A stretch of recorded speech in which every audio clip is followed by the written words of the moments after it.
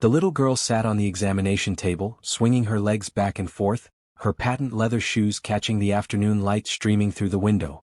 Angela Torres adjusted her stethoscope and smiled at 6-year-old Sophie Mitchell, who had come to the nurse's office complaining of a tummy ache.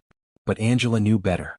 In her 5 years as a school nurse, she had learned to read the signs. This wasn't about physical pain. "Sophie, sweetie, can you tell me what's really bothering you?" Angela asked gently, pulling up a small chair to sit at eye level with the child. Sophie's big brown eyes filled with tears. Her lower lip trembled. "Miss Angela, my daddy cries at night." Angela's heart clenched. She reached out and took the little girl's hand. "Oh, honey. He thinks I don't hear him, but I do. He sits in the living room after I go to bed and he looks at pictures of my mommy." Sophie wiped her nose with the back of her hand. "She went to heaven 3 years ago. Daddy says she's watching over us, but I think he misses her so much it makes his heart hurt." Angela felt her own eyes beginning to sting. She had heard about the Mitchell family.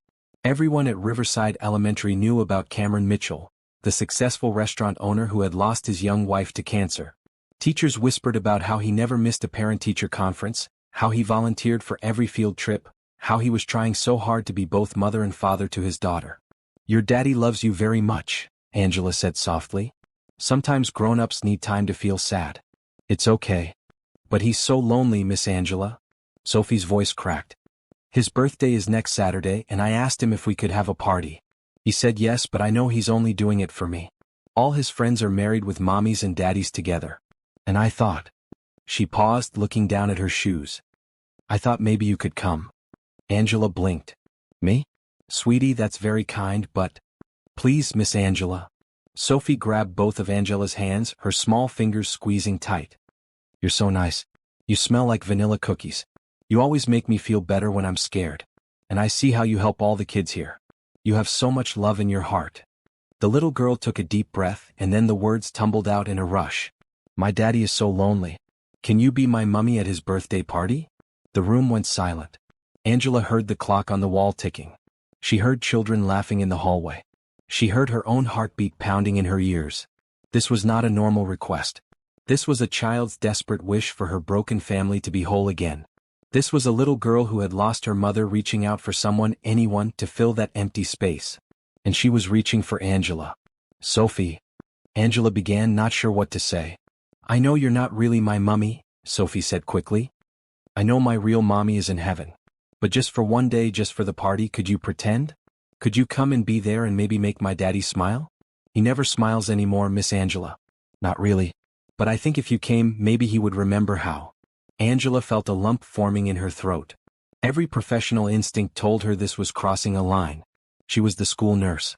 Sophie was a student. There were boundaries, protocols, appropriate behaviors.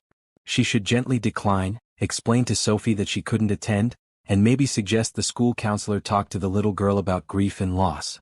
But then she looked into Sophie's eyes. Those hopeful, pleading, heartbroken eyes. And Angela thought about her own life. She was 32 years old, single, living in a small apartment with a cat named Buttons. She had dedicated her entire adult life to caring for other people's children while her own dreams of having a family seemed further away each year. Her mother called every Sunday asking when she would settle down. Her younger brother had just announced his wife was pregnant with their second child. And here was this beautiful little girl, asking for the simplest thing in the world. Asking for someone to show up. Asking for kindness. Asking for hope. "What time does the party start?" Angela heard herself say. Sophie's face transformed. The tears vanished, replaced by pure joy. "Really? You'll come? You'll really come?" "Yes, sweetie. I'll come." Angela smiled, even as her mind raced with questions about what she was getting herself into. "But you need to make sure it's okay with your daddy first. Can you do that?" "He'll say yes. I know he will." Sophie threw her arms around Angela's neck, hugging her tight. "Thank you, Miss Angela. Thank you, thank you, thank you. You're going to love my daddy. He's the best daddy in the whole world. He makes the best spaghetti and he reads me stories every night and he lets me help at his restaurant on weekends. And maybe if you come to the party you'll see how nice he is, and then maybe you could come to dinner sometime, and then maybe..." "Let's just start with the party," Angela said gently, pulling back to look at Sophie's beaming face. "One step at a time, okay?" Sophie nodded eagerly. "One step at a time. That's what my daddy always says too." As Angela watched Sophie skip out of the nurse's office, her tummy ache apparently cured by hope alone, she sat back in her chair and took a deep breath. What had she just agreed to? She was going to a student's father's birthday party. She was stepping into a grieving family's life. She was opening a door that maybe should have stayed closed.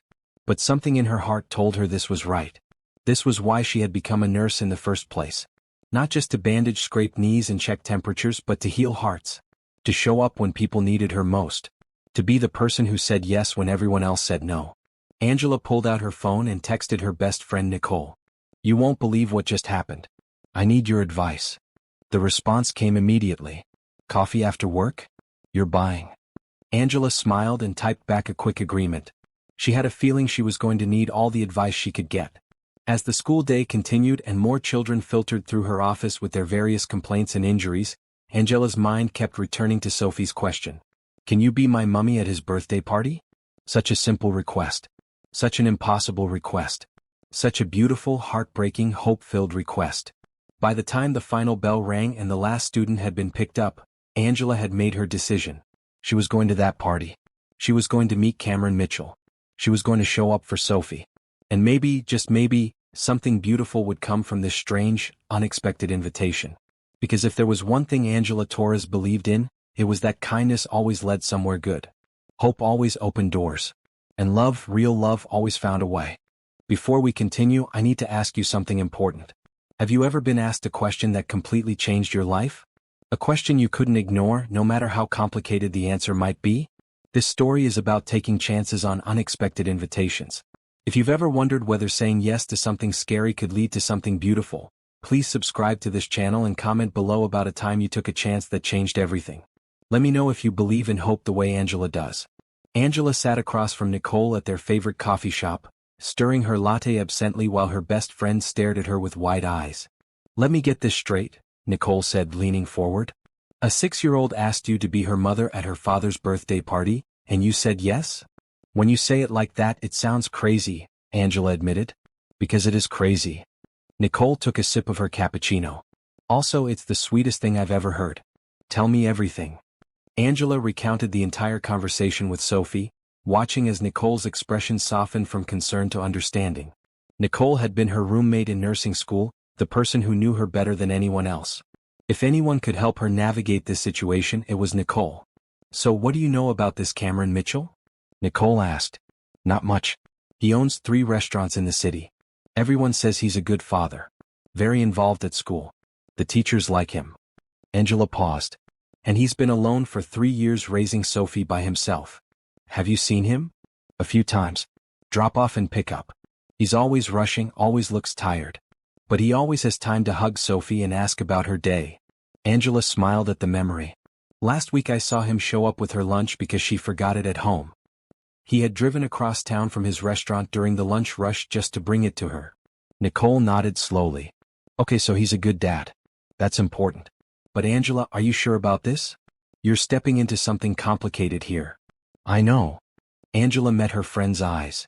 "But Nicole, you should have seen Sophie's face. She was so hopeful. So desperate for her father to be happy again. How could I say no to that? Because you're a professional. Because there are boundaries. Because this could get messy."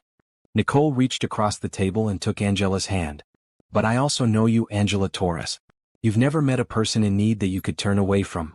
It's why you're an amazing nurse and why your apartment is full of thank you cards from grateful kids and parents." Angela felt tears prick her eyes. "I just keep thinking about what it must be like for Sophie.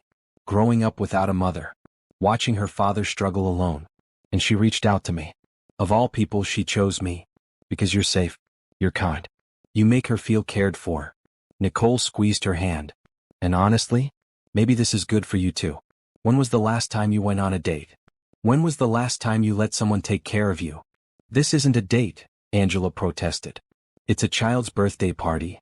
"It's a door opening," Nicole corrected.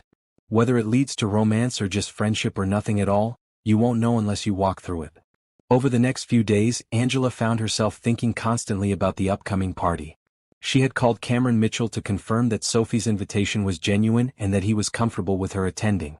The conversation had been brief but warm.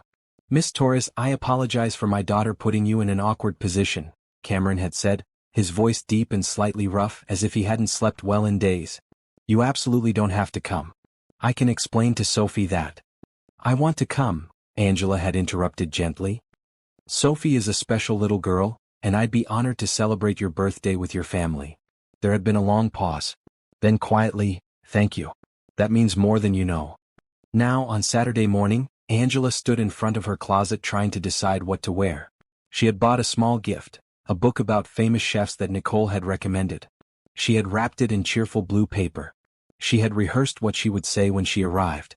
But she had no idea what to wear to a birthday party for a man she barely knew, hosted by a 6-year-old who wanted her to pretend to be her mother. She finally settled on a simple red dress, comfortable but nice, with a white cardigan. Professional but friendly. Not too formal, not too casual. She hoped.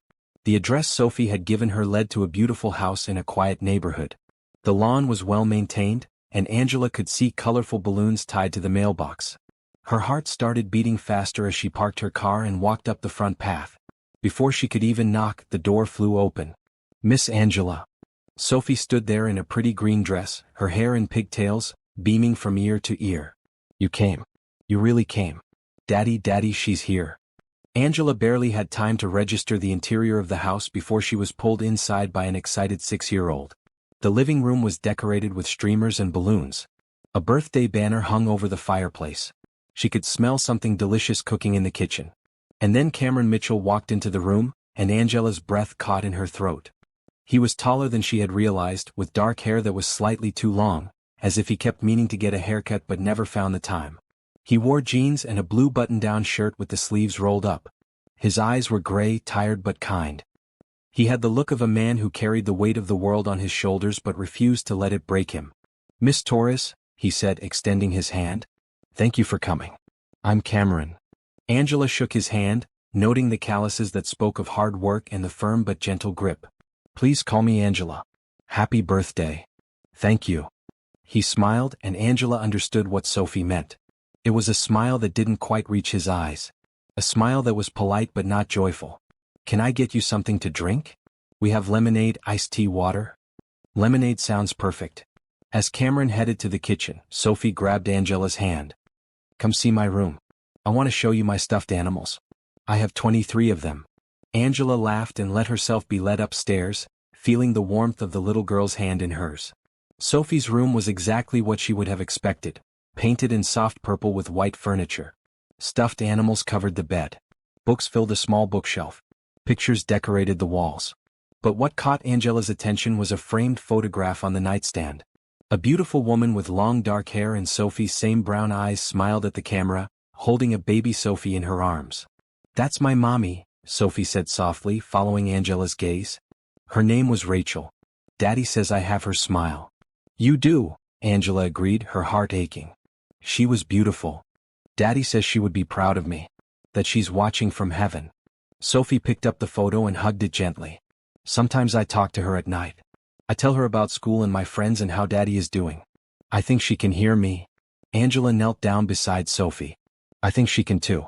And I think she's very proud of you for taking such good care of your daddy. Sophie set the photo back carefully. That's why I asked you to come, Miss Angela. Because I can't take care of him the way a grown-up can. He needs someone who can help him smile for real again. Before Angela could respond, Cameron's voice called up the stairs. Girls, other guests are arriving. The party was small but warm. There was Cameron's business partner, Tom, with his wife and 2 kids. There was an older couple that Angela learned were Rachel's parents, Sophie's grandparents. There were a few friends from Cameron's restaurant. Everyone was kind, welcoming Angela without asking too many questions about who she was or why she was there. Sophie stayed close to Angela throughout the party, introducing her to everyone as Miss Angela, my favorite school nurse. She watched as Angela helped serve cake, as she laughed at Tom's terrible jokes, as she listened patiently to Rachel's mother talk about her volunteer work at the local animal shelter. And Cameron watched too. Angela could feel his eyes on her throughout the afternoon, assessing, wondering, maybe hoping. When it was time to open presents, Sophie insisted Angela sit next to Cameron. The little girl had clearly planned this, arranging the seating so that Angela would be right there, part of the family circle. Cameron opened his gifts with genuine appreciation. Tools from Tom. A nice watch from his in-laws. A homemade card from Sophie that made his eyes suspiciously bright. And then Angela's gift. He unwrapped the book slowly, reading the title. The Stories Behind Famous Restaurants, How Great Chefs Built Their Dreams. He looked up at her, surprised. This is perfect. How did you know I collect books about restaurant history? Angela smiled. A lucky guess. Sophie mentioned you love cooking and your restaurants, so I thought you might enjoy it. I will. He held her gaze for a moment longer than necessary. Thank you, Angela. Really?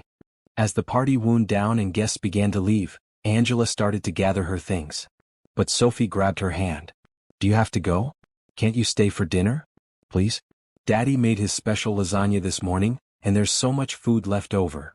Angela looked at Cameron, not wanting to overstay her welcome. But he nodded. Please stay. If you don't have other plans. Sophie's right, there's plenty of food and it would be nice to have company. Angela thought about her empty apartment, about the frozen dinner waiting in her freezer, about Buttons the cat who would be fine for a few more hours. I'd love to stay, she said. And just like that, the day that was supposed to be just a birthday party became something more. It became the first real conversation between Angela Torres and Cameron Mitchell. It became the beginning of something neither of them had expected but both of them needed. As Angela helped Sophie set the table while Cameron reheated the lasagna, she felt something she hadn't felt in a long time. She felt like she belonged. Like she was part of something bigger than herself. Like maybe, just maybe, saying yes to a little girl's impossible question had been exactly the right thing to do. Dinner was easier than Angela had expected. Sophie kept the conversation flowing with her endless questions and stories about school. Cameron was quiet but attentive, refilling drinks and making sure everyone had enough food.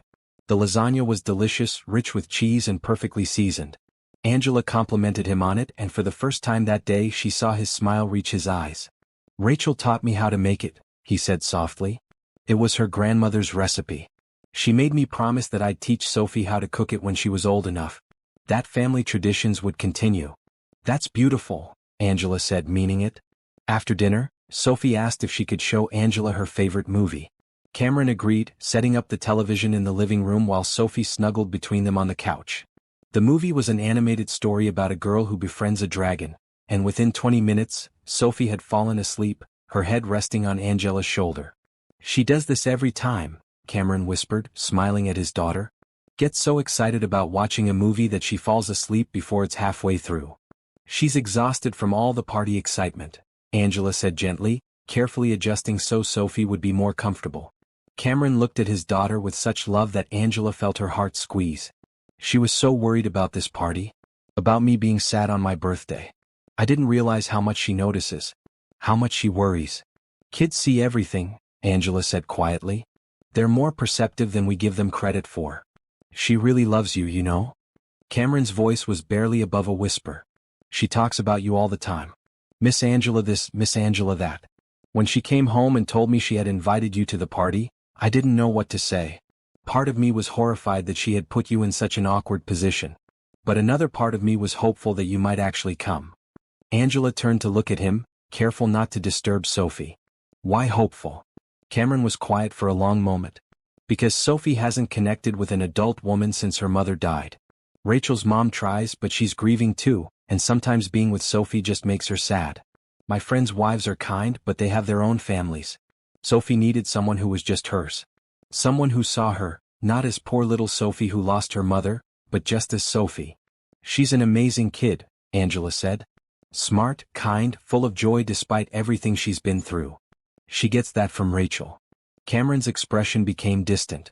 Rachel was the strongest person I ever knew. Even at the end, when the cancer was taking everything from her, she was still thinking about Sophie. Still planning for a future she knew she wouldn't be part of. She made me promise that I wouldn't let grief consume me. That I would find happiness again.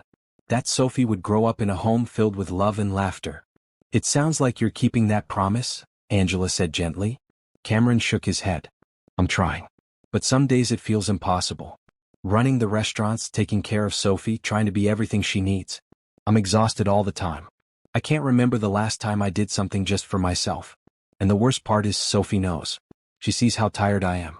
She hears me crying at night when I think she's asleep. She's 6 years old and she's trying to take care of me. His voice cracked on the last words and Angela saw the tears in his eyes. Without thinking, she reached over and took his hand. You're doing an amazing job, she said firmly. Sophie is happy, healthy, and loved. She's thriving at school. She has friends. She's secure enough to ask for help when she needs it. That's all because of you. Cameron looked down at their joined hands. Thank you for coming today. And thank you for staying. You didn't have to do either of those things, but you did anyway. Sophie was right about you. You do have a lot of love in your heart. Angela felt her cheeks warm. I just want to help. That's all I've ever wanted to do. They sat in comfortable silence for a while, watching the movie play out on the screen while Sophie slept peacefully between them. Angela knew she should probably go home. It was getting late. She had already stayed much longer than she had planned. But she didn't want to leave. She was comfortable here, in this warm house with this grieving father and his sweet daughter. For the first time in months, she felt like she was exactly where she was supposed to be. Eventually, Cameron gently lifted Sophie into his arms. I should put her to bed. Would you mind waiting? I'd like to walk you to your car. It's dark out. Of course, Angela said. She stood in the living room looking at the family photos that covered the walls. Cameron and Rachel on their wedding day, both so young and full of hope. Baby Sophie in the hospital, tiny and perfect. The three of them at the beach, at birthday parties, at Christmas. A family that had been whole and happy before tragedy struck. Cameron returned a few minutes later. She didn't even wake up. I think having you here today really meant something to her. She felt safe enough to let go. They walked to Angela's car slowly. The night air was cool and stars were beginning to appear in the darkening sky. At her car, Angela turned to face Cameron. Thank you for letting me be part of today, she said. It was special. Would you? Cameron paused, seeming to gather his courage. Would you like to have coffee sometime? Just the two of us? I know this is probably not what you expected when Sophie invited you today, but I'd really like to get to know you better. Angela felt her heart skip a beat. This was crossing another line. This was moving from school nurse attending a student's party to something more personal. Something that could become complicated. But she thought about Sophie's question. Can you be my mummy? She thought about Cameron's tired eyes and gentle hands. She thought about how right it had felt to sit on that couch with them, like pieces of a puzzle fitting together. I'd like that, she said. I'd like that very much. Cameron's smile was brilliant, genuine, the kind of smile that transformed his entire face. Really? That's great. I'll call you. We can figure out a time that works. Sounds perfect. As Angela drove home that night, she couldn't stop smiling. She had gone to a birthday party expecting to stay for an hour, maybe two. Instead, she had stayed for the entire evening. She had met a man who was kind and broken and trying so hard to be strong for his daughter. She had held a little girl who was searching for love and stability. And she had said yes. To coffee, to getting to know each other, to the possibility of something she hadn't even dared to imagine when she woke up that morning. When she got home, Buttons meowed at her accusingly for being late with dinner. Angela fed her cat, changed into comfortable clothes and called Nicole. So? Nicole answered on the first ring. How was it? It was perfect, Angela said, and then she told her best friend everything. Later, lying in bed, Angela thought about Cameron's words. Sophie needed someone who saw her just as Sophie. But maybe Cameron needed someone who saw him just as Cameron too. Not as the grieving widower, not as the overwhelmed single father, but as a man who was doing his best and deserving of happiness. And maybe, just maybe, Angela needed them too. Needed to feel like her love and care could make a real difference. Needed to be part of a family, even if that family was still healing from deep wounds. She fell asleep thinking about Sophie's smile, Cameron's grateful eyes, and the feeling of belonging that had settled into her heart like it had always meant to be there. 3 days later, Angela's phone rang during her lunch break. She smiled when she saw the name on the screen. Hi, Cameron. Hi, Angela. Is this a good time? His voice sounded nervous, like a teenager calling a girl for the first time. Perfect timing. I'm just eating my sandwich and catching up on paperwork. I was wondering if you'd be free this Saturday for that coffee we talked about? There's a great little cafe downtown, quiet and comfortable. We could talk without being interrupted. Angela checked her mental calendar. Saturday works great. What time? 10 in the morning? That way we'd have plenty of time, but it won't interfere with your whole day. 10 o'clock sounds perfect. There was a pause and then Cameron said, Thank you again for coming to the party. Sophie hasn't stopped talking about you. She asked me this morning if you could come to dinner every night. Angela laughed. That's sweet. What did you tell her? I told her that you have your own life and your own home, but that we'd see you again soon. That seemed to satisfy her. He hesitated. I hope this isn't too forward, but I'm really looking forward to Saturday. So am I, Angela admitted. Saturday morning arrived with bright sunshine and a gentle breeze. Angela changed her outfit 3 times before finally settling on jeans, a blue blouse and comfortable flats. This was coffee, not a formal date. Casual but put together. She hoped. The cafe Cameron had chosen was charming, with exposed brick walls, comfortable chairs, and the rich smell of fresh brewed coffee. Cameron was already there when she arrived, sitting at a corner table with 2 cups in front of him. "I hope you don't mind," he said as she sat down. "I ordered you a vanilla latte. Sophie mentioned you always smell like vanilla cookies, so I figured vanilla might be your favorite." Angela was touched by the thoughtfulness. "It is. Thank you." For a few minutes they made small talk. The weather, the cafe, how Sophie was doing at school. But then Cameron set down his cup and looked at her seriously. "Angela, I want to be honest with you. I haven't done this in a long time." Sat across from a woman and tried to have a conversation that wasn't about Sophie or work. "I'm probably going to be awkward. I might say the wrong thing. But I want you to know that I'm glad you're here." Angela appreciated his honesty. "I haven't done this in a while either.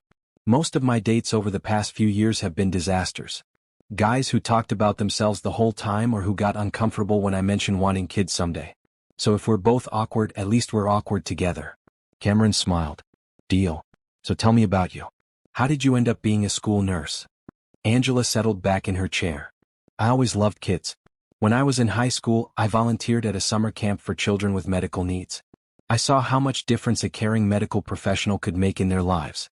Not just treating their conditions but making them feel safe and valued. I went to nursing school with the intention of working in pediatrics, and I did for a few years at the Children's Hospital. But then a position opened up at Riverside Elementary and I fell in love with it. School nursing is different. You build relationships with the kids. You see them grow and change. You become part of their lives in a way that's hard to do in a hospital setting." "Sophie's lucky to have you," Cameron said. "All those kids are." "What about you?" Angela asked. "How did you end up in the restaurant business?" Cameron's expression became animated. "I grew up in my grandfather's kitchen.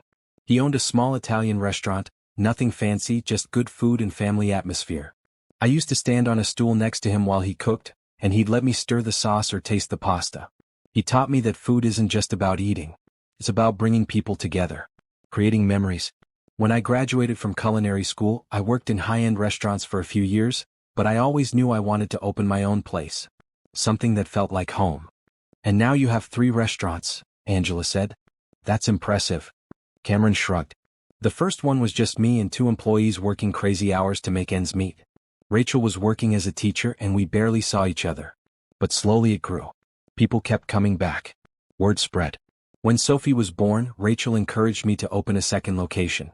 She said we needed to build something that would last, something Sophie could be proud of." His voice softened. "She never got to see the 3rd restaurant. I opened it 6 months after she died. Sophie and I cut the ribbon together." "I'm sure Rachel would be proud," Angela said gently. "I hope so." Cameron looked out the window for a moment. "You know, after she died, people kept telling me I needed to stay busy. That work would help me get through the grief. So I threw myself into the restaurants. I worked 16-hour days. I came home exhausted and fell into bed. And for a while it helped. I didn't have time to think or feel or remember. But then I realized I was missing Sophie's childhood. I was missing bedtimes and homework and her learning to ride a bike. One day she said, 'Daddy, you're always at work. Don't you like being with me?' And it broke my heart." Angela reached across the table and took his hand. "But you changed. You're there for her now." "I'm trying. I hired a general manager to handle more of the day-to-day operations. I set strict hours when I won't work. Sophie comes first now." He looked at their joined hands. "But it's hard doing it alone. I can handle the practical stuff. Cooking, cleaning, homework help, doctor appointments. But the emotional stuff, the girl stuff, I'm lost. She's going to need someone to teach her about growing up, about relationships, about being a woman. And I can't do that." "You're doing better than you think," Angela assured him. "Sophie is confident and happy. She knows she's loved. Because of people like you," Cameron said. "She lights up when she talks about you. You've given her something I can't give her. A connection with a woman who cares about her." They talked for over 2 hours, the conversation flowing easily from topic to topic. Cameron told her about the challenges of running multiple businesses and about his dreams of maybe writing a cookbook someday. Angela shared stories about her family, about her parents who lived 2 hours away, about her younger brother who was a teacher. Do you have other family nearby? Cameron asked. Just my best friend Nicole. She's a nurse at the hospital. We've known each other since nursing school. She's like a sister to me. Angela smiled. She was the one who talked me into going to your party. She said I needed to take a chance on something unexpected. Remind me to thank her, Cameron said. I'm glad she convinced you. As they walked out of the cafe together, Cameron seemed hesitant. Angela, I know this might sound fast, but Sophie and I have dinner together every Sunday. It's our tradition, just the two of us cooking together and talking about our week. But I was wondering if you might want to join us this week? Sophie would love it, and honestly, so would I. Angela didn't even hesitate. I'd love to. Cameron's smile was worth every moment of doubt she'd had. Great. Come around 5? Sophie wants to make homemade pizza. I'll bring dessert, Angela offered. As she drove home, Angela felt lighter than she had in years. The coffee date had been easy and natural. Cameron was kind, thoughtful, and genuine. He wasn't looking for someone to replace Rachel. He was looking for someone to walk forward with him and Sophie into whatever the future held. And Angela wanted to be that person. She wanted to be part of their Sunday dinners and their bedtime stories and their everyday moments. She wanted to help Sophie navigate growing up and help Cameron remember that he deserved happiness too. When she got home, she called her mother. Mom? I think I met someone. Her mother's squeal of delight made Angela laugh. She spent the next hour telling her mother all about Cameron and Sophie, about the birthday party and the coffee date and the Sunday dinner invitation. He sounds wonderful, honey, her mother said. And that little girl needs you. But just remember to protect your heart too. This is a complicated situation. I know, Mom. But sometimes the best things in life are complicated. That night, Angela lay in bed thinking about the future. She didn't know where this was going. Maybe it would become a serious relationship. Maybe they would just become good friends. Maybe it would flame out after a few weeks. But for the first time in years, she was excited about the possibilities. She was excited to see where this path would lead. And she was grateful that a little girl had been brave enough to ask an impossible question, because that question had opened a door to something beautiful. The Sunday dinner was a success. Sophie was thrilled to have Angela there, showing her how to stretch the pizza dough and carefully arrange the toppings. Cameron watched them with a soft smile, occasionally offering guidance but mostly letting them work together. Miss Angela, you're really good at this, Sophie said as they slid the pizzas into the oven. Do you make pizza at home? Sometimes, Angela admitted. But it's more fun with helpers. After dinner, they watched a movie together, and this time Sophie stayed awake through the whole thing, curled up between Angela and Cameron. When it was bedtime, Sophie hugged Angela tight. Thank you for coming, she whispered. I wish you could stay forever. Angela's heart melted. I'll come back soon, I promise. Over the next 2 weeks, Angela found herself thinking about Cameron and Sophie constantly. Cameron called her every evening after Sophie went to bed, and they would talk for hours about everything and nothing. He told her about the challenges at his restaurants, and she shared stories from her day at school. It felt natural, comfortable, like they had known each other for years instead of weeks. At school, Sophie started finding reasons to visit the nurse's office. Nothing major, just small things. A paper cut. A slight headache. A stomach that felt a little funny. Angela knew what was happening. Sophie was creating excuses to see her, to be near her, to have those few minutes of connection. One Tuesday afternoon, Sophie came to the office during lunch, looking nervous. Miss Angela? Can I talk to you about something? Of course, sweetie. Come sit down. Angela patted the chair next to her desk. Sophie sat, swinging her legs and looking at her hands. My friend Emma has a mommy who braids her hair every morning. And yesterday Emma was teaching me a clapping game and she said her mommy taught it to her. And then today at recess, some girls were talking about going shopping with their mommies this weekend. Sophie's voice got quieter. And I realized there are so many things that mommies do that I don't know about because I don't have one. Angela felt tears prick her eyes. Oh, Sophie. I know my daddy does his best. He learned how to do ponytails and he takes me shopping when I need new clothes. But it's not the same. Sophie looked up at Angela with those big brown eyes. Miss Angela, could you teach me things? Like how to braid hair like a mommy would. And maybe other stuff too? Angela's professional boundaries crumbled completely in that moment. Yes, sweetie. I can teach you those things. Sophie's face lit up. Really? You mean it? I mean it. How about during lunch breaks, if you want to come visit, I can teach you. We could start with braiding. Could we start today? Angela laughed. Let me eat my sandwich first and then yes, we can start today. For the next 30 minutes, Angela showed Sophie how to do a simple braid using her own hair as a model. Sophie's small fingers fumbled at first, but she was determined. By the end of lunch, she had managed a messy but recognizable braid. I did it. Sophie jumped up and down. Wait until I show Daddy. Practice makes perfect, Angela said. Come back tomorrow and we'll work on it more. This became their new routine. Almost every day during lunch, Sophie would come to the nurse's office, and Angela would teach her something. How to braid hair, how to tie a pretty bow, how to paint nails carefully. They talked about girl stuff, about friendships and feelings and the little things that mothers usually taught daughters. Angela also started teaching Sophie simple recipes. Cameron had given permission for them to use the small kitchenette in the teacher's lounge, and one Friday afternoon, Angela taught Sophie how to make chocolate chip cookies from scratch. My mommy used to make cookies, Sophie said softly as they stirred the dough. Daddy told me. He said the whole house would smell sweet, and I would try to sneak cookies before they cooled down. That sounds like a wonderful memory, Angela said gently. I don't remember it, Sophie admitted. I was too little. But Daddy remembers for both of us. He tells me stories about Mommy all the time, so I feel like I know her even though I can't remember her myself. That's a gift your daddy is giving you, Angela said. He's keeping her memory alive. Sophie nodded. Do you think it's okay that I like spending time with you? That I want to learn things from you? I don't want Daddy to think I'm forgetting about Mommy. Angela set down the spoon and knelt beside Sophie. Sweetie, loving me doesn't mean you love your mommy any less. Your heart is big enough for lots of love. And I think your mommy would be happy that you have people in your life who care about you and want to help you grow up. Do you think so? I know so. When Cameron came to pick up Sophie that Friday afternoon and saw the container of fresh cookies, his eyes got suspiciously shiny. You two made these? Miss Angela taught me, Sophie said proudly. Can we have some when we get home? Absolutely. Cameron looked at Angela over Sophie's head, mouthing the words, thank you. That evening, Cameron called Angela while Sophie was doing her homework. I don't know how to thank you, he said. Sophie is so happy. She talks about you constantly. The things you're teaching her, the time you spend with her, it means everything. She's a special kid, Angela said. I enjoy our time together. Angela, I need to tell you something. Cameron took a deep breath. I'm falling for you. I know it's fast and I know this situation is complicated.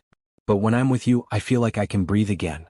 Like the weight I've been carrying isn't quite so heavy. And Sophie loves you. She trusts you. And I trust you too. Angela felt her heart race. Cameron, you don't have to say anything back. I just needed you to know. Because what we have, whatever this is, it's becoming really important to me. To both of us. It's important to me too, Angela said softly. I think about you and Sophie all the time. When I'm at work, I find myself looking forward to Sophie's lunch visits. When I'm home at night, I look forward to your calls. This has become the best part of my life. Really? Cameron sounded relieved and hopeful. Really? I care about you both so much. They talked for another hour, making plans for the weekend. Cameron wanted to take Angela and Sophie to the park, maybe pack a picnic lunch. Angela suggested they could fly kites. Sophie had mentioned wanting to learn. After they hung up, Angela sat in her apartment thinking about how much her life had changed in just a few weeks. She had gone from lonely and wondering if she would ever have a family to being an integral part of a father and daughter's lives. She was teaching a little girl the things her mother should have taught her. She was helping a grieving widower remember how to smile. And she was falling in love. With both of them. With the whole complicated, beautiful situation. When Nicole called that night for their weekly catch-up, Angela told her everything. So let me get this straight, Nicole said. You're spending lunch breaks braiding hair with a 6-year-old, you're talking to her father every night, and you're going to family picnics on weekends? Yes, Angela said simply. You're in deep, girl. I know. Is that bad? Nicole was quiet for a moment. No, it's not bad. It's actually really beautiful. I've never heard you sound this happy. Just promise me you'll be careful. Not because I think Cameron or Sophie would hurt you intentionally, but because hearts are fragile things, especially ones that are already healing from loss. I promise, Angela said. But Nicole, I think this might be it. I think they might be my family. Then I'm happy for you, Nicole said warmly. You deserve this. That night, Angela dreamed about braiding a little girl's hair for her wedding day, about teaching that same girl how to make chocolate chip cookies for her own children someday. She dreamed about Sunday dinners that never ended and bedtime stories and family traditions. She dreamed about belonging. And for the first time in her life, that dream felt like it might actually come true. The following weeks brought an easy rhythm to their lives. Angela spent almost every evening with Cameron and Sophie, either at their house or at one of Cameron's restaurants. She learned that Cameron was teaching Sophie about business by letting her help with small tasks. Sophie would fold napkins, arrange flowers in vases, and greet regular customers by name. "She needs to understand what I do," Cameron explained one evening while they watched Sophie carefully count out silverware for table settings. "And more than that, she needs to know that hard work is important. That building something meaningful takes dedication." Angela admired his parenting style. He was teaching Sophie values without being preachy. He was showing her through example what it meant to be responsible, kind, and hardworking. One Tuesday afternoon, Cameron called Angela sounding stressed. "I'm sorry to bother you at work," he said quickly, "but I have a crisis. The health inspector just showed up at the downtown restaurant unannounced, and they're finding issues I didn't know existed. Temperature's not quite right in one of the fridges, some documentation missing. I'm worried they're going to shut me down temporarily, and I can't afford that right now. What can I do to help?" Angela asked immediately. "I don't know. I'm just panicked and I needed to hear a friendly voice." "Take a breath," Angela said calmly. "Walk me through what they're finding." Over the next 20 minutes, Angela listened as Cameron explained each issue. Her medical background helped her understand the health codes better than Cameron did. She asked questions about proper temperature storage, about documentation requirements, about cleaning protocols. "Okay," she said when he finished. "None of this is unfixable. The fridge temperature thing can be resolved with a new thermostat and temperature log. The documentation just needs to be organized better. You're going to be okay, Cameron. Just stay calm and show them you're taking their concerns seriously." "Thank you," Cameron said, sounding more composed. "I don't know what I'd do without you." "You'd figure it out," Angela assured him. "But I'm glad I can help." That evening, Cameron showed up at Angela's apartment with flowers and takeout. "You saved me today," he said when she opened the door. "The inspector was satisfied with my corrective action plan, and we passed the inspection. It's because you helped me think clearly instead of panicking." "I'm just glad everything worked out," Angela said, accepting the flowers with a smile. They ate dinner together on Angela's small couch, Buttons the cat curling up between them. It was comfortable and domestic, like they had been doing this for years instead of weeks. "Can I ask you something?" Cameron said after they had finished eating. "Of course. What made you become a nurse? I know you said you liked helping people, but there's usually a deeper reason. A moment when you knew." Angela was quiet for a moment, thinking. "When I was 8, my grandmother had a heart attack. I remember being so scared, watching the paramedics work on her, seeing my mother crying. But there was one nurse at the hospital who sat with me in the waiting room. She explained everything that was happening in terms I could understand. She let me ask questions. She held my hand when I was scared. My grandmother survived, and I remember thinking that I wanted to be like that nurse someday. I wanted to be the person who made scared kids feel safe." "And you are," Cameron said softly. "You absolutely are." The next weekend, Cameron invited Angela to Sophie's school play. Sophie had a small part as a flower in the spring pageant, and she was incredibly excited about it. "You'll come, right?" Sophie had asked Angela during lunch earlier that week. "You and Daddy together?" "I wouldn't miss it," Angela promised. The night of the play, Angela sat next to Cameron in the crowded auditorium. When Sophie came on stage in her flower costume, both of them clapped enthusiastically. Sophie beamed and waved, clearly thrilled to see them both there. After the play, they took Sophie out for ice cream. She was still in her costume, too excited to change. She sat between Angela and Cameron at the ice cream shop, telling them every detail of backstage preparation and how nervous she had been. "You were perfect," Angela told her. "The best flower on that whole stage. Do you think Mommy saw?" Sophie asked suddenly, looking at her father. Cameron's smile was gentle. "I think she had a front row seat from heaven." Sophie seemed satisfied with this answer. She returned to her ice cream, getting chocolate all over her face. Angela wiped it off with a napkin, and Cameron watched the interaction with soft eyes. Later, after they had dropped Sophie at home and Cameron walked Angela to her car, he pulled her into a hug. "Thank you for being here," he said into her hair. "For all of it. The play, the ice cream, every single day. You've become so important to us." Angela hugged him back, feeling the steady beat of his heart. "You've become important to me too. Both of you." They stood like that for a long moment, holding each other in the parking lot under the stars. It felt right. It felt like coming home. The following week, Cameron's restaurant faced another challenge. His head chef quit suddenly, leaving him short-staffed during their busiest season. Angela could hear the exhaustion in his voice when he called. "I don't know how I'm going to manage," he admitted. "I'm back to working double shifts and I feel like I'm failing Sophie again." "You're not failing anyone," Angela said firmly. "But let me help. I can pick Sophie up from school and bring her to my place until you're done with work. We can do homework together, have dinner, and she can sleep over if needed. It'll be fine." "Angela, that's too much to ask." "You're not asking. I'm offering. And I won't take no for an answer." So that became the new routine. 3 days a week Angela would pick Sophie up from school. They would go to Angela's apartment, do homework at the kitchen table, make dinner together. Sometimes Sophie would fall asleep on Angela's couch while they watched movies, and Cameron would come pick her up late at night, looking exhausted but grateful. "I don't know how to repay you," he said one night, lifting his sleeping daughter into his arms. "You don't need to repay me," Angela said. "This is what people do when they care about each other. They show up. They help. They're there." One evening, while Sophie was coloring at Angela's table, she looked up and said, "Miss Angela, are you going to be my daddy's girlfriend?"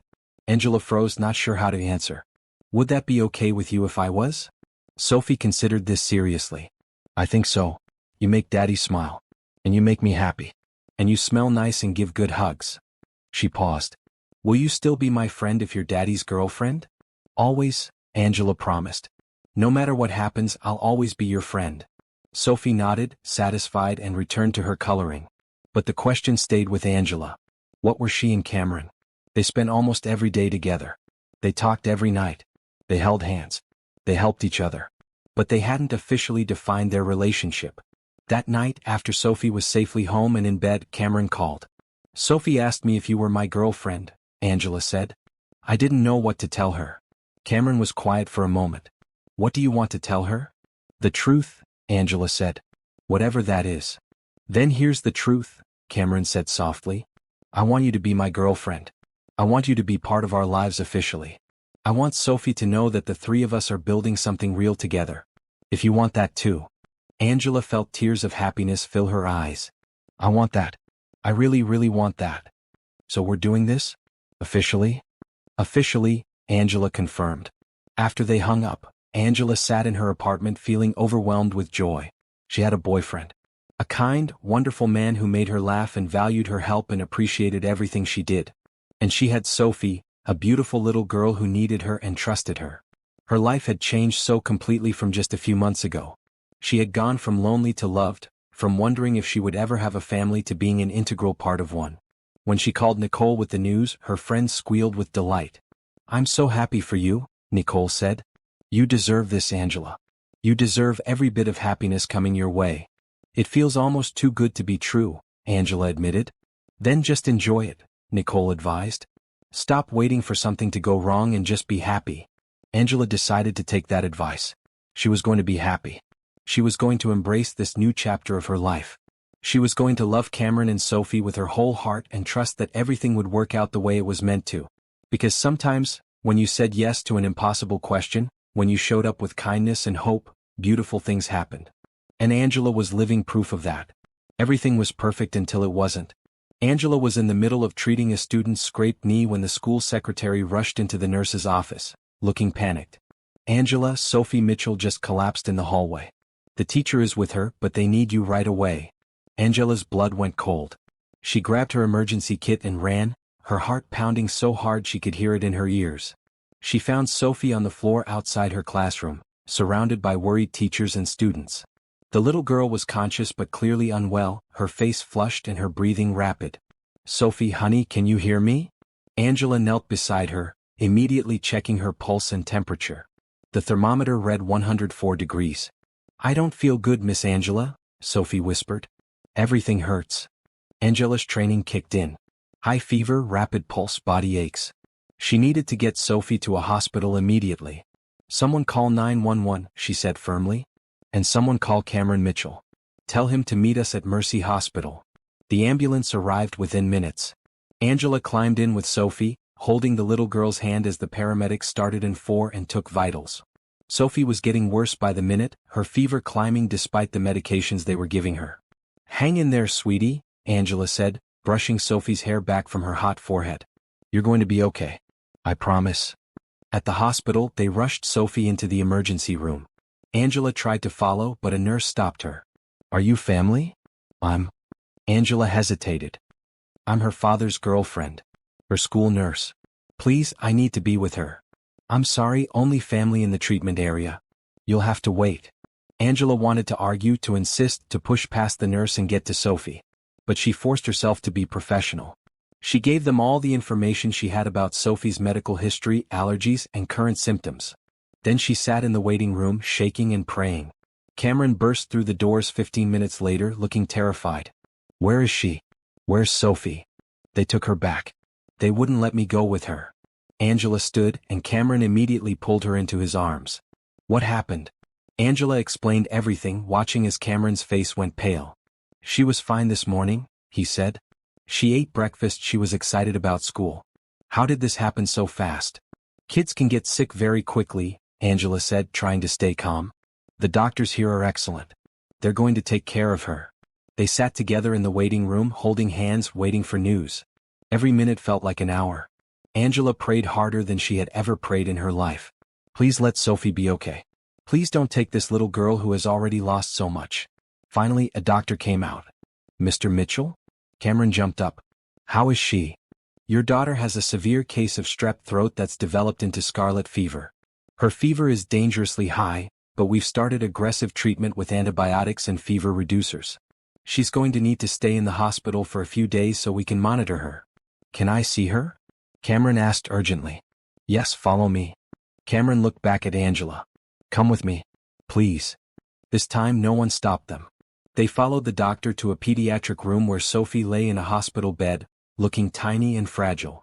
Her eyes were closed and she had an IV in her arm. Monitors beeped softly around her. Cameron rushed to her side, taking her hand gently. "Sophie?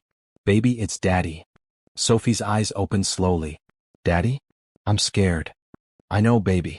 But you're going to be fine. The doctors are taking care of you." Cameron's voice cracked. "I'm right here. I'm not going anywhere." "Is Miss Angela here too?" Angela moved to the other side of the bed.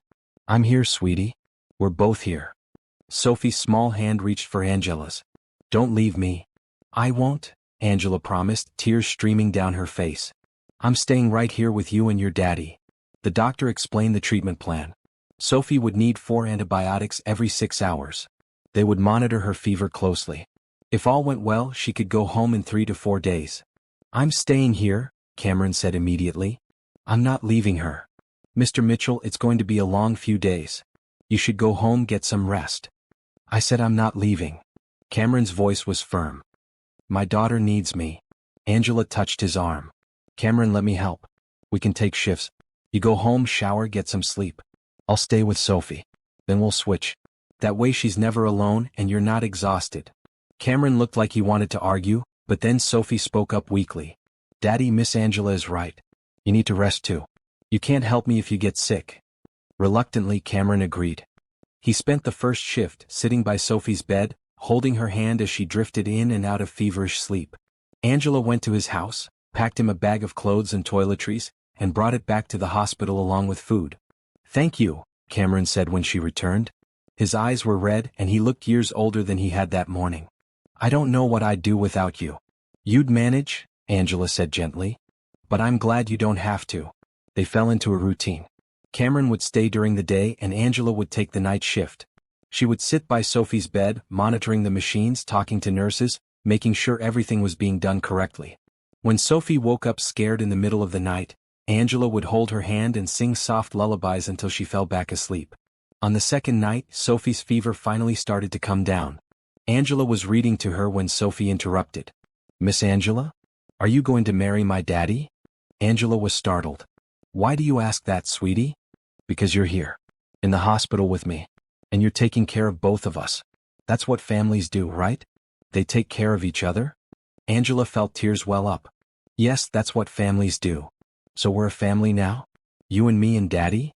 "If you want us to be," Angela said softly. Sophie smiled despite her illness. "I want that more than anything." When Cameron arrived the next morning to relieve Angela, she told him about the conversation. He looked at her seriously. Did you mean it? What you told Sophie about being a family? Every word, Angela said. Cameron, these past few days being here with you and Sophie, taking care of her, worrying together, hoping together, it made me realize something. I love you both.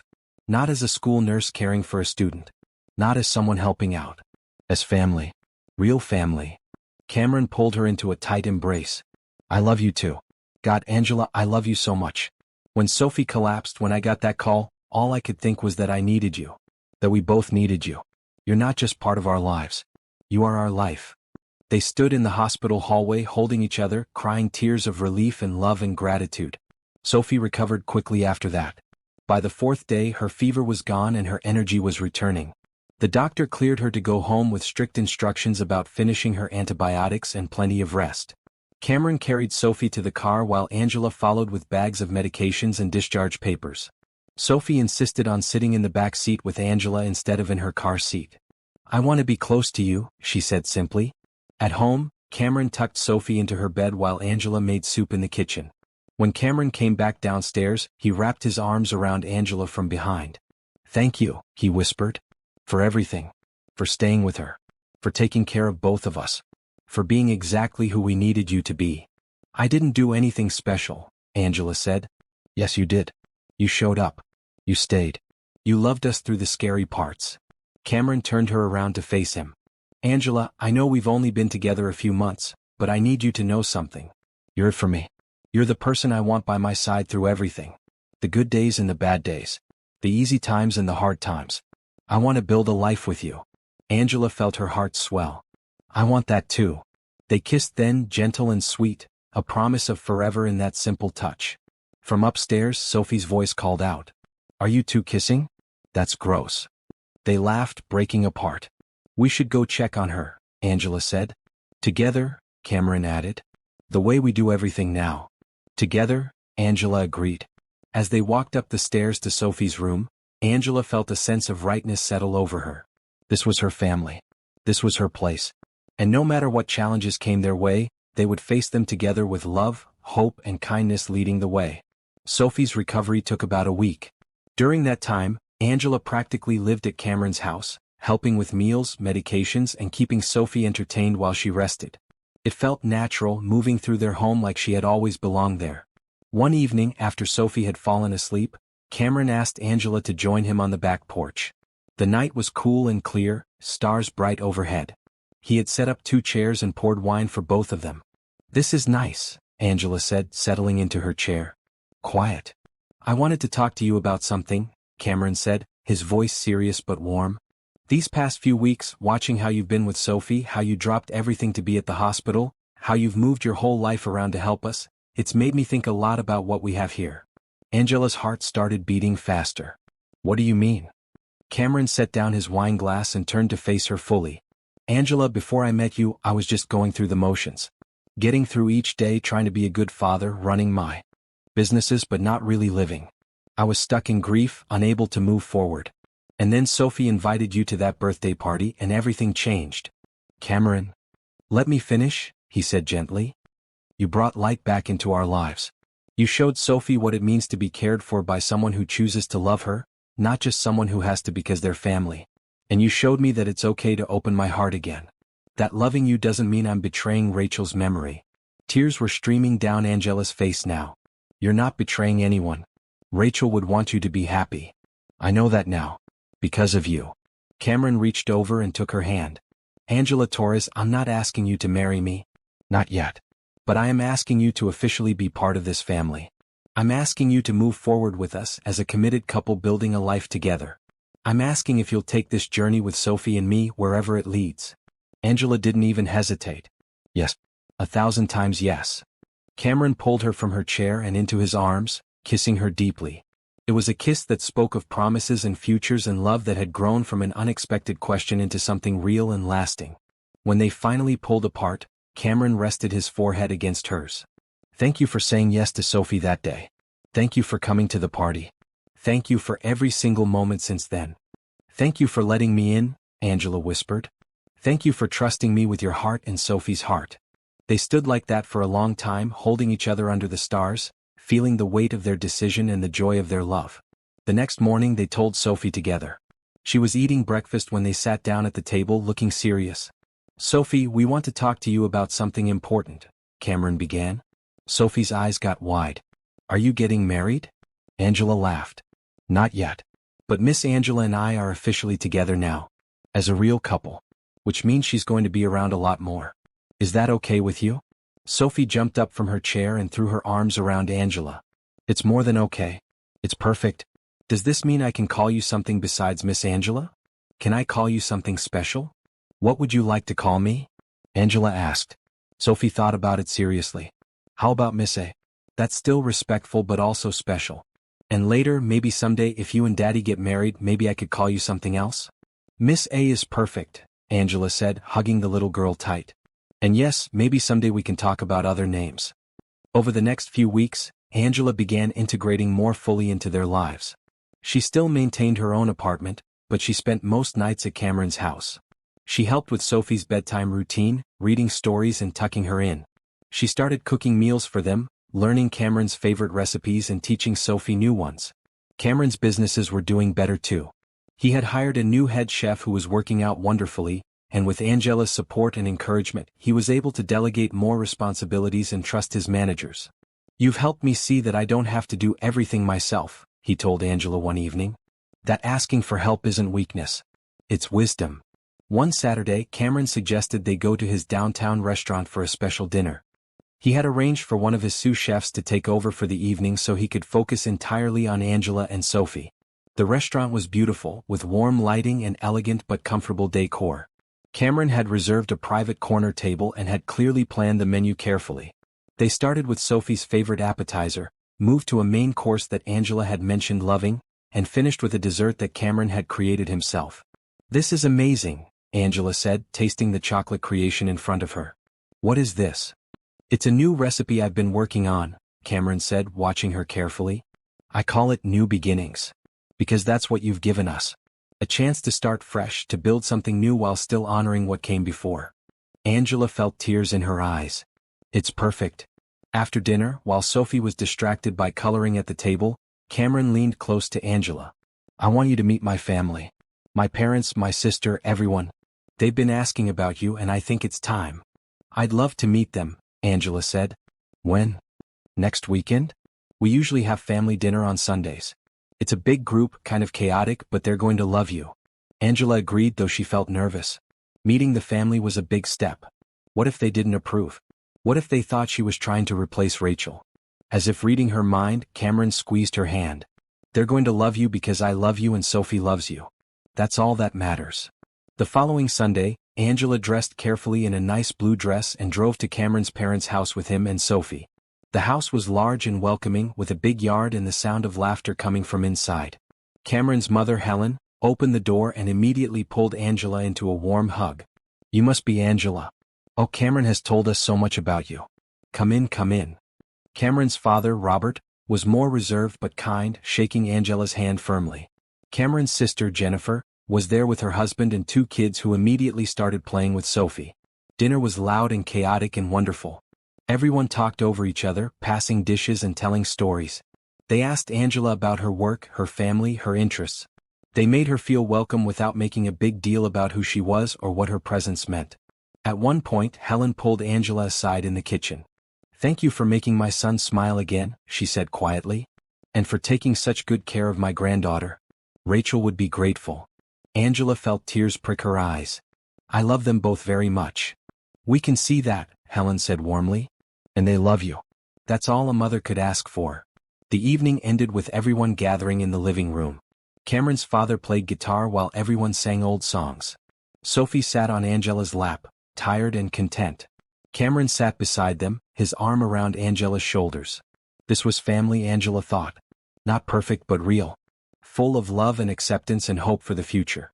On the drive home, Sophie fell asleep in the back seat. Cameron reached over and took Angela's hand. "That went well," he said. "They're wonderful," Angela agreed. "Your mom is so warm and your dad is sweet and Jennifer is hilarious. They loved you.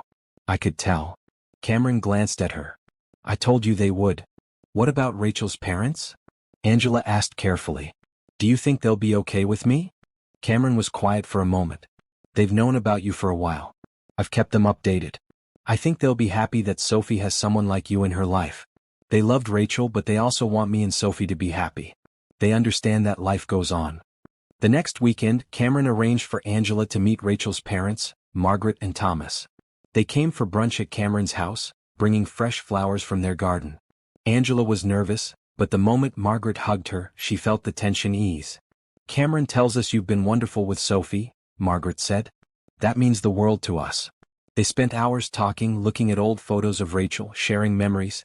Margaret told stories about Rachel as a child, about her dreams of being a teacher, about how happy she had been when Sophie was born. She loved being a mother, Thomas said quietly. It was everything she'd always wanted. And she loved Cameron. When she knew she was dying, all she talked about was making sure they would be okay. I wish I could have known her, Angela said honestly. She sounds like an amazing person. She was, Margaret agreed. And I think she would like you very much. You're kind and caring, and you clearly love our granddaughter. Before they left, Margaret pulled Angela aside. Don't feel like you're replacing Rachel. You're not. You're creating something new. And that's exactly what Sophie and Cameron need. Angela hugged her tightly. Thank you for saying that. After they left, Cameron found Angela on the porch, thinking. How are you feeling? He asked.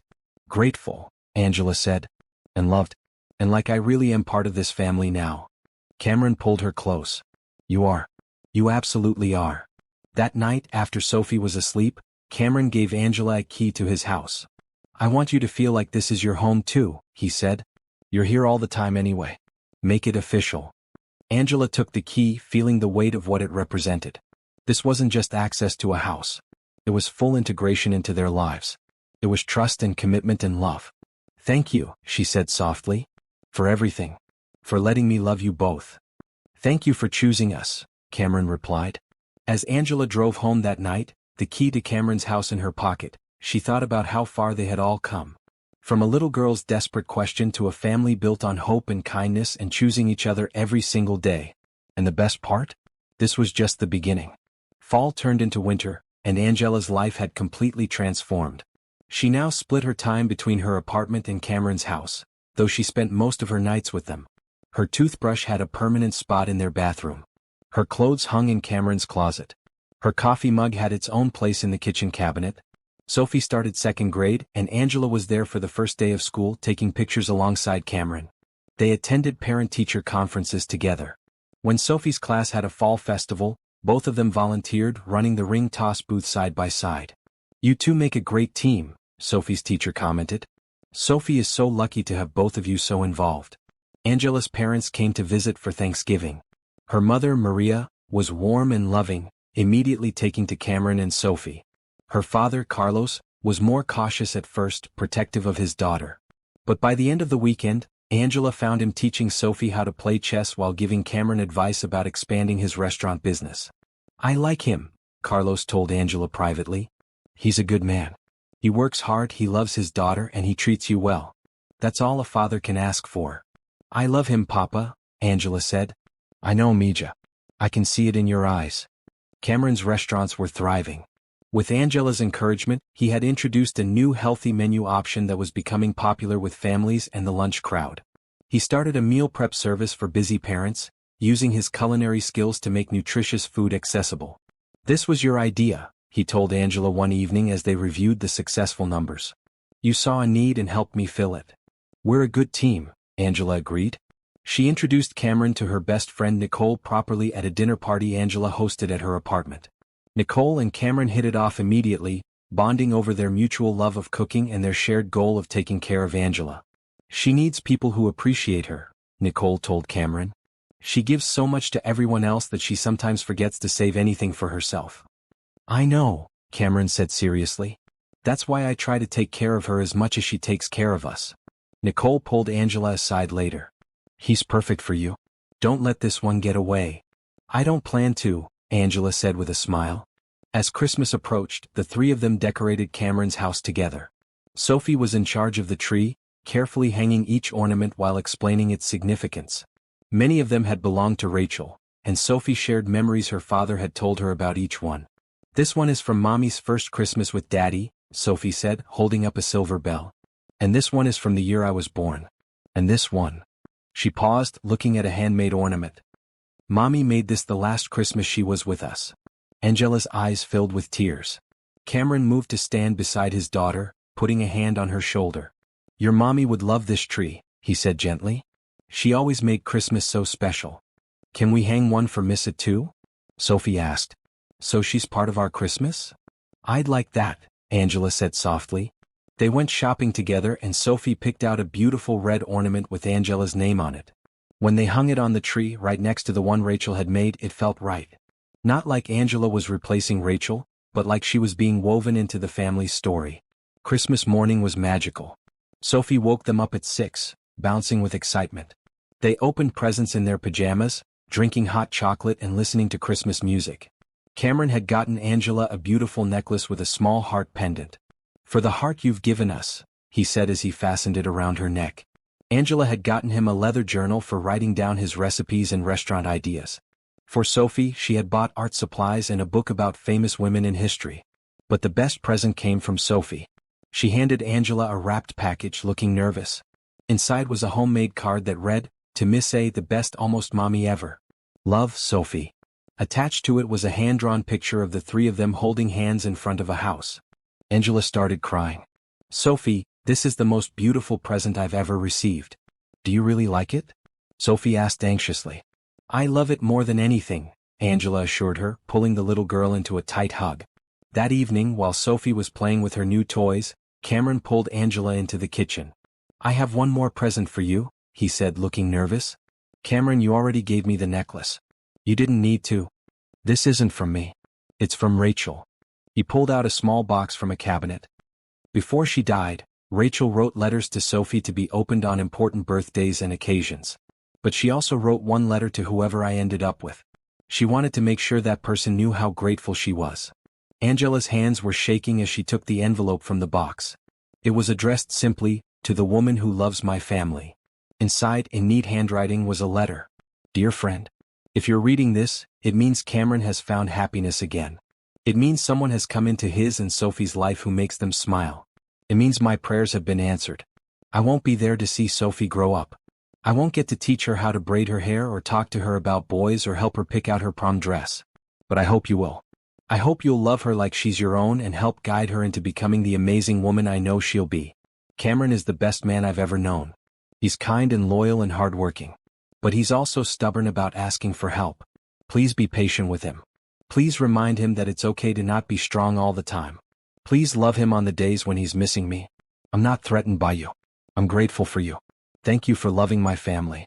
Thank you for showing up when they needed someone. Thank you for being brave enough to step into a complicated situation and make it work. Love them well. That's all I ask. With deep gratitude, Rachel." Angela was sobbing by the time she finished reading. Cameron wrapped his arms around her, crying too. "She knew," Angela whispered. "She knew someone would come. She had faith," Cameron said. "Faith that love would find a way. And it did. You did." That night, after Sophie was asleep, Cameron and Angela sat together on the couch, holding hands and watching the Christmas tree lights twinkle. "I want to talk about the future," Cameron said. "About where we go from here." Angela's heart started racing. "Okay. I know it's only been a few months, and I know we've moved fast. But Angela, you're not just my girlfriend. You're my partner. You're Sophie's other parent in every way that matters. Your family." "I feel the same way," Angela said. "I'm not proposing tonight," Cameron continued. "But I want you to know that's where I see this going. Marriage. A life together. You officially becoming Sophie's mother. I want all of it with you." "I want that too," Angela said, tears streaming down her face. "I want to marry you. I want to be Sophie's mother. I want to build a life with both of you." Cameron kissed her deeply. "Then let's do it. Not right this second, but soon. Let's make this official in every way." As Angela lay in bed that night, in the room that had become hers, in the house that felt like home, she thought about how miraculous life could be. 6 months ago, she had been alone, wondering if she would ever have a family. Now she had Cameron and Sophie, two people who loved her as much as she loved them. She thought about Rachel's letter, about the generosity it took to write those words. About a woman who had loved her family so much that even in death, she was still taking care of them. And Angela made a silent promise to Rachel. I'll love them well. I'll honor what you built. I'll help Sophie remember you while also helping her move forward. I'll take care of Cameron's heart the way you would want me to. In the room next door, she could hear Cameron's gentle breathing. Down the hall, Sophie slept peacefully. This was her family now. This was her life. And it was more beautiful than anything she could have imagined when a little girl had asked her an impossible question all those months ago. Winter melted into spring, and Angela's life continued to deepen with Cameron and Sophie. She had gradually moved more of her belongings to Cameron's house until one day she realized she hadn't slept in her own apartment in over a month. Why are you keeping it? Nicole asked during one of their coffee dates. You're basically living with them full-time. I guess I'm scared, Angela admitted. What if something goes wrong? What if they decide they don't want me anymore? At least I have a place to go back to. Nicole reached across the table and took her hand. Angela, that man looks at you like you hung the moon. And Sophie adores you. Nothing is going to go wrong. But you need to let yourself fully commit. Give up the safety net and jump in with both feet. Angela knew her friend was right. That evening she talked to Cameron about it. I want to give up my apartment, she told him. I want to officially move in here. If that's okay with you and Sophie. Cameron's face lit up. Are you serious? Angela, I've been hoping you'd say that for months. This is your home. It's been your home since the first time Sophie dragged you upstairs to see her stuffed animals. They told Sophie together over dinner. The little girl jumped up and ran around the table, squealing with joy. This is the best news ever. Now we're a real family. Can we redecorate the guest room to be your room too? Can we paint it a color you like? Can we? Slow down, Cameron laughed. Yes to all of that. This is Miss A's house too now. Over the next few weeks they transformed the space. Angela moved her furniture, her books, her pictures. Sophie helped her arrange everything, giving her opinion on where things should go. Cameron cleared out half his closet and half his dresser, making room for Angela's clothes. It feels right seeing your stuff mixed with mine, he said one evening, watching her hang up her work scrubs next to his chef's jackets. Spring brought the school carnival, an annual event that Riverside Elementary held to raise money for programs and supplies. Angela, as school nurse, was heavily involved in the planning. Cameron donated food from his restaurants, and Sophie was excited to help run the ring toss booth. What Angela didn't know was that Cameron and Sophie had been planning something special. They had been whispering together for weeks, falling silent whenever Angela came near. Nicole was in on it too, though she refused to tell Angela anything when pressed. You'll find out soon enough, Nicole said with a mysterious smile. Just trust me when I say you're going to love it. The day of the carnival was perfect, warm and sunny with a gentle breeze. The school grounds were filled with booths, games and laughter. Angela spent the morning running around, making sure everything was running smoothly and handling minor first aid needs. Cameron and Sophie were at their booth, but Angela noticed they kept looking at each other and giggling. Something was definitely going on. Around 2 in the afternoon, the school principal, Mrs. Peterson, took the microphone on the main stage. Can I have everyone's attention, please? We have a very special moment planned, and we need Miss Angela Torres to come up to the stage. Angela froze. What was happening? Nicole appeared at her elbow, gently guiding her toward the stage. The crowd parted, and Angela saw Cameron and Sophie standing there, both of them beaming. Her heart started pounding as she climbed the steps. Sophie was holding something behind her back, bouncing with barely contained excitement. Cameron took the microphone, his hand shaking slightly. Hi everyone. For those who don't know me, I'm Cameron Mitchell, Sophie's dad. And this beautiful woman here is Angela Torres, who has changed our lives in more ways than I can count. Angela's eyes filled with tears. She knew what was coming, but she couldn't quite believe it. 6 months ago, my daughter asked Miss Angela a question. She asked if she would come to my birthday party and be her mommy for the day. It was an innocent request from a child who was missing something vital in her life. But Angela said yes. She showed up not just that day but every day since. Cameron handed the microphone to Sophie, who stepped forward confidently. Miss A, Sophie said clearly into the microphone, you taught me how to braid hair and make cookies. You stayed with me in the hospital when I was sick. You read me stories and helped me with homework and make me feel safe. You love my daddy and you love me. You're the best almost mommy anyone could ask for. Sophie pulled her hand from behind her back, revealing a small blue velvet box. Cameron took back the microphone as Sophie opened the box, showing a beautiful ring. Angela Torres, you've shown us what it means to choose love every day. You've honored Rachel's memory while building something new with us. You've been patient with my grief, kind to my daughter, and loving to me in ways I didn't think were possible anymore. He took the ring from Sophie and got down on one knee. The entire carnival had gone silent. Every parent, every teacher, every child was watching this moment. Angela, will you marry me? Will you officially become Sophie's mother and my wife? Will you keep saying yes to us for the rest of our lives? Angela was crying so hard she could barely see. But she didn't hesitate. Yes. Yes, of course I'll marry you. The crowd erupted in cheers as Cameron slipped the ring onto her finger and stood to kiss her. Sophie jumped between them, wrapping her arms around both of them. We're really a family now. Sophie shouted. A forever family. Nicole appeared with tissues, crying just as hard as Angela. I told you it would be worth it, she sobbed. I told you. The rest of the carnival was a blur of congratulations and hugs. Angela's hand felt heavy with the weight of the ring, but it was a good weight. A weight that meant commitment and future and love. That evening, just the three of them, they sat in their living room and talked about the future. Cameron and Angela decided on a simple wedding in 3 months. Sophie would be the flower girl, of course. They would get married in the garden behind Cameron's restaurant, surrounded by family and friends. Can I call you Mom after the wedding? Sophie asked Angela. Or is that too soon? I don't want to forget my birth, Mommy, but I want you to be my mommy too. Angela pulled Sophie onto her lap. You can call me whatever feels right to you. Mom, Mama, Miss A. Angela. Whatever name you choose, I'll be honored. And you'll never forget your birth, Mommy. She'll always be your first mother. I'm just lucky enough to be your second one. I like Mom A, Sophie decided. Like Mom and Missa together. That way it's special just for us. Mom A is perfect, Angela agreed, hugging her tight. Over the next 3 months, they planned a wedding that was small but meaningful. Rachel's parents were invited and accepted graciously, telling Angela they were thrilled that Sophie was gaining a mother figure. Angela's family came from out of state, her mother immediately bonding with Sophie over wedding planning. The night before the wedding, Angela's mother found her sitting in her old childhood bedroom at her parents' house, where she was staying according to tradition. Having second thoughts? Maria asked gently. No, Angela said immediately. I've never been more sure of anything in my life. Then why do you look worried? Angela was quiet for a moment. I keep thinking about Rachel. About how she should be the one marrying Cameron. How Sophie should have her real mother. I feel like I'm taking something that wasn't meant for me.